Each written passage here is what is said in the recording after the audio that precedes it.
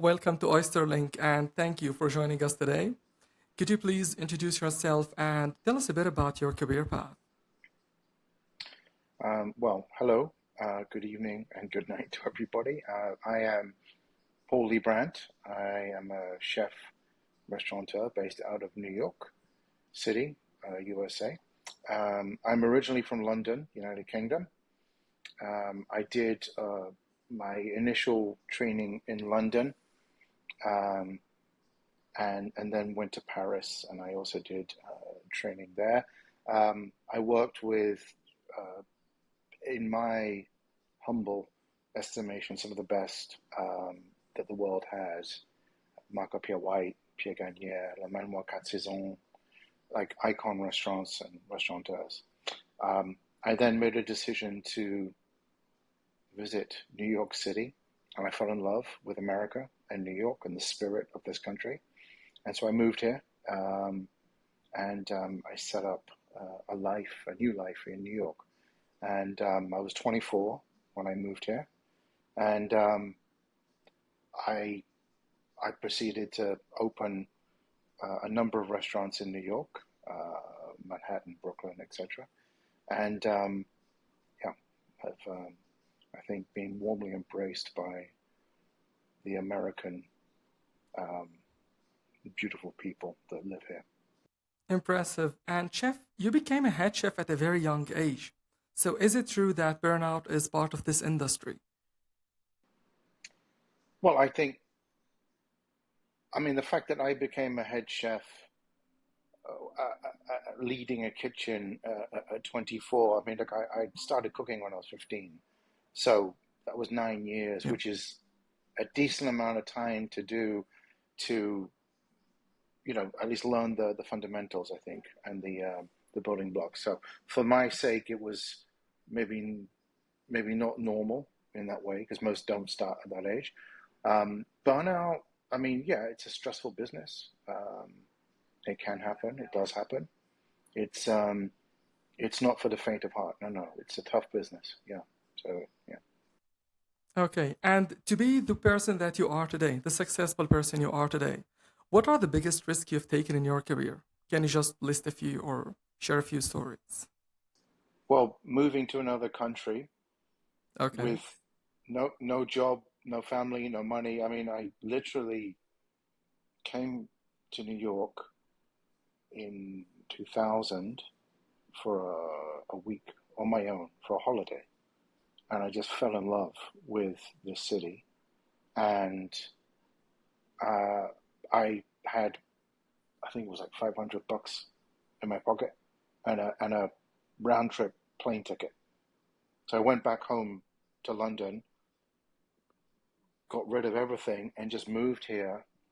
Um, and I got a visa, and I built a life from from from literally just knocking on doors and saying hello, and so that is definitely one of those things in life that was a big risk at the time. You're young, you're naive. I didn't see it as a risk. It was more like an adventure. But that would be one of them. I think a big impression. I think more what was impressionable was definitely when I went to work in Paris.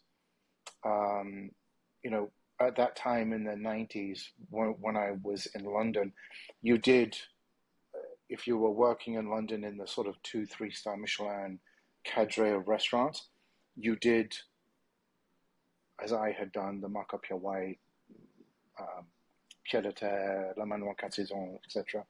And then you went to France as a finishing school, so to speak. A different language, different culture, more food centric at that time, I think, than the British gastronomy, so to speak. A lot of influence, obviously. So going there was very impressionable in a great way.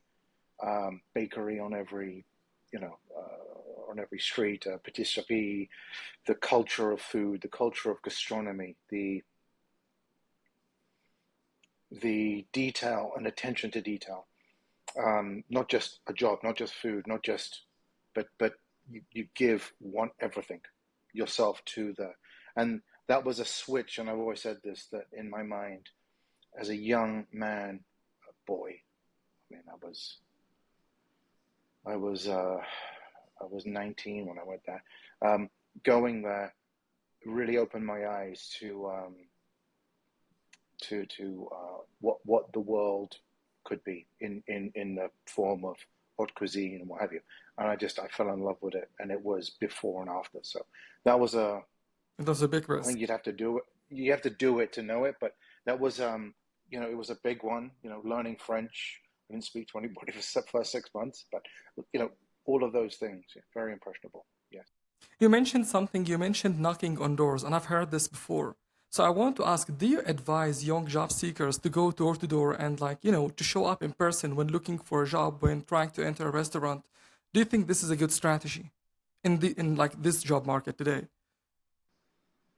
I think most definitely for a young person to have the will and the desire to go knock on a door and say, I see what you're doing, I want to be a part of this. That's the biggest compliment any of us could have when a young person comes to us, because I did it, so I understand it. Um, you know, it's, and I have to be honest, sadly, getting less and less every year, and I think that's probably culture as goes back in historical terms. Things come and go. That's the nature of being a human on Earth, right? Yep. Everything comes and goes. But I think certain things like that really show the human spirit. Maybe not. That's not maybe not the right word, but the the drive that if you see something and you're like, it's not about money, it's not about position, it's about wanting to be a part of something bigger than yourself. Um, Knocking on that door as a young person, taking that step through the door. And I was told this, and it's very true when I was young, and I've said this to all the younger team members that have worked with us throughout the years. I can show you the door, but you have to walk through it. Nice. So it's something. It's a metaphor, I know, but it's true. I mean, it's very true. So yeah. Then let me also focus on this topic and ask you, what are some of the red flags and the green flags you look for when interviewing potential employees? Um, I think green flags, like I said, to just show up unannounced is a great beginning. Obviously, it shows a lot of integrity to want that. Um, it's not about, in this day and age, it's not about what you bring to the table, i.e., um, you know, what you think you have. Because as a young person, when you come into my kitchen, you come into my world, my expectations are maybe different to what you think they're going to be, or they are. So my role is to, train you, but training is maybe not the right word. It's to give you a direction and make sure that that ship that you're sailing on is going in the right direction, as it was done for me. And that isn't about social media. It's not about money. It's not. It's not. It's about something which is much bigger than that. Things that were taught to me, and I'm saying this because this is some things that I feel translate above human. It doesn't ever change. Things that were taught to me when I was 15, when I walked into the kitchen, are still with me now. And the value and the longevity of those things. And I'm not talking so much about the cooking, like technical cooking, but discipline, showing up on time, respect, having a sense of urgency, having a sense of duty, if you will, to yourself, but the team around you, to the customers, to all of it. A sense of responsibility is something which I don't think will ever go out of fashion. I mean, it comes and goes, and we approach it in different ways, I suppose, throughout history. But those things, when you're young, you need. We all need guidance. So I think what I'm looking for is those little dots that I can see, that I know those dots will join up, and that person can step into our world and grow and become 10 times better when they leave us and go on to win Michelin stars and be successful in their own right. And I mean, yes, it's a business, but I think that's a far bigger thing for me anyway. That's far more handing the baton, so to speak, Yeah. to the next generation. That to me is something that is definitely a big green flag to look for. It's hard to look for. I guess you have to have a bit of experience. Red flags, well, there's a lot of those these days. I don't want to be negative, but Can you culturally name a wise, few? right now, I think ego is always one which every human has. You know, you can see it, and it comes in various forms. It's never a good thing. Never a good thing. I think um, sometimes you just let somebody talk when you do the interview. You let them talk and you listen, and you don't talk, and you can learn a lot by listening, and that communication is very important. So, yeah, um, yeah, You mentioned ego. Do you think that social media presence sometimes is contributing to that ego? For non experienced people with a big social media presence, is it one of the reasons they might have that ego or not? of course, It is. absolutely. Isn't it true that we covet what we see? We want what is around us, and the environment around us. We're bombarded every day, images, videos of things that maybe are not real life, and the image of what you think should be. That is very much the world these days. But then again, that's nothing new. I mean, it comes in, and it's approached in various forms. And I think young minds are very easily focused on beautiful pictures of food, um, and that's what they want to do. But they forget or don't know. I don't know. I can't speak for others, but the thousands of hours that it takes to get to the point to be able to do that. It's not just showing up and the end result. You Yeah. have to learn the craft, the trade, the right mentality of to get to that point. So that's something which social media obviously is. Yeah, Contributing it to. can be good, and it can be a little, take the eyes, off a little bit here. You also mentioned the Michelin star. So, what are some of the biggest misconceptions that you see with, let's say, young chefs when it comes to understanding the Michelin guide or earning stars? Well, I mean, everybody likes badges and rewards, right? That's the thing of human nature, right? Yep. You know, you go on TripAdvisor, you go on Yelp, you go on anything that goes around the world, and there's stars, and that's part of how we justify what we think or feel, and that's really what it's about, emotion, right? Michelin has been around quite a while, well over 100 years, and they have always been the standard bearers for me when it comes to 1, 2, 3 star as far as quality standards, a guiding kind of like Roman banner to kind of march, behind. Um, as a chef, you are very honored if they deem you worthy, and I've been lucky that I've had you know multiple stars throughout the years, and it's it's nice, it's wonderful, but that's not the reason to do this, because they can take the stars away. It doesn't mean you're going to stop doing this. You know, Yep. it's it's nice. It's nice to have, but it's not the be all and end all of why you step foot into the kitchen every day. It's not, and it shouldn't be. But unfortunately, I think young minds can be pushed in Yep. that direction a little bit. Yeah, yeah. So, let me switch to ask you about your consulting firm. I know that you have an international business in this regard. Can you tell me about that business? Yeah. I mean, aside from doing the restaurant stuff, I've always had a consulting management uh, team, firm, whatever you'd like to call it, that we do a lot of projects globally, all different levels, hotels, restaurants, private clients, you name it, that we've worked with for 20 plus years now, that we do all facets of the business.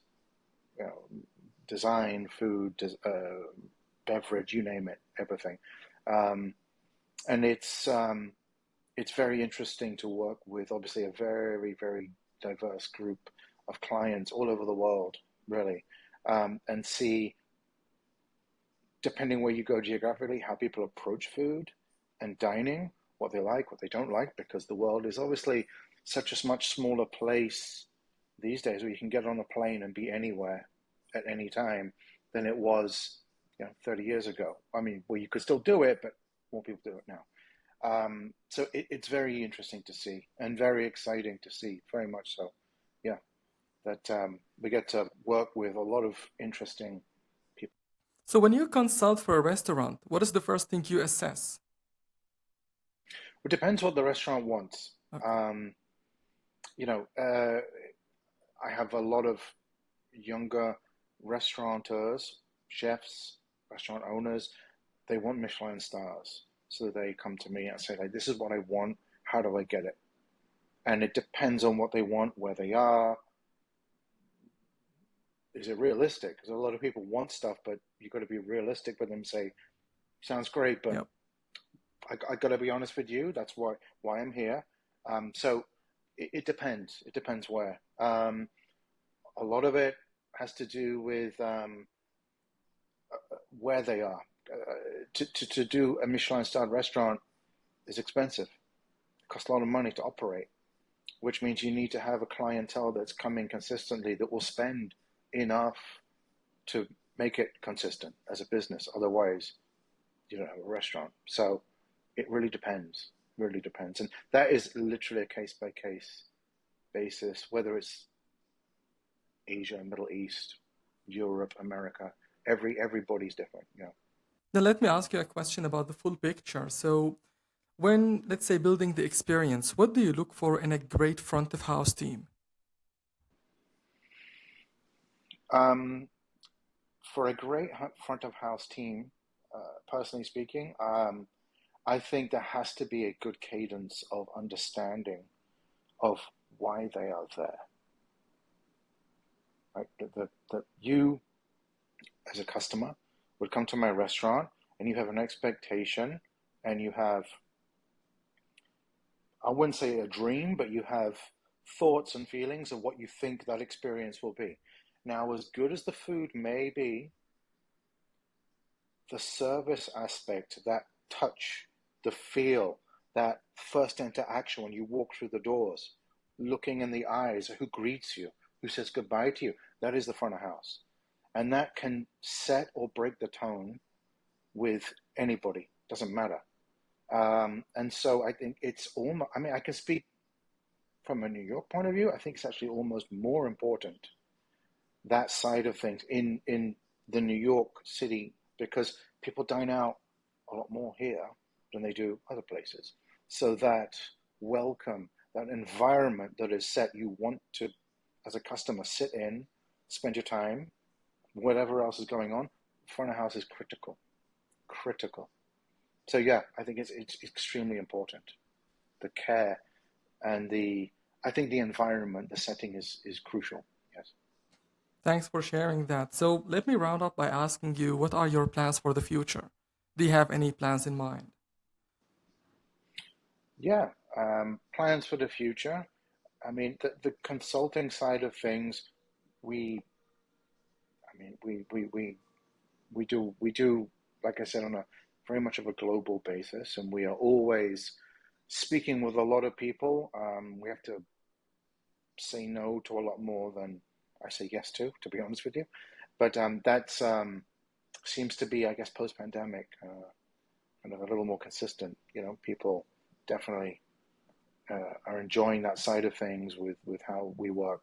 So a lot of the consulting, New York City, vibrant, busy, fantastic. So um, possibly opening another restaurant here in New York City. We'll see. Okay. That's always dependent on a lot of other things other than just whether we want to do it or not. So, but yeah, we are always interested to meet new people, to talk to new people, to be inspired by people's thoughts and wants. Yeah. Thank you so much. Thanks for the inspiration, by the way, for taking the time to be with us today. Thank you on behalf of all Oysterlink audiences listening to this. So, thank you. My pleasure. Thank you for interviewing me. And yes, thank you.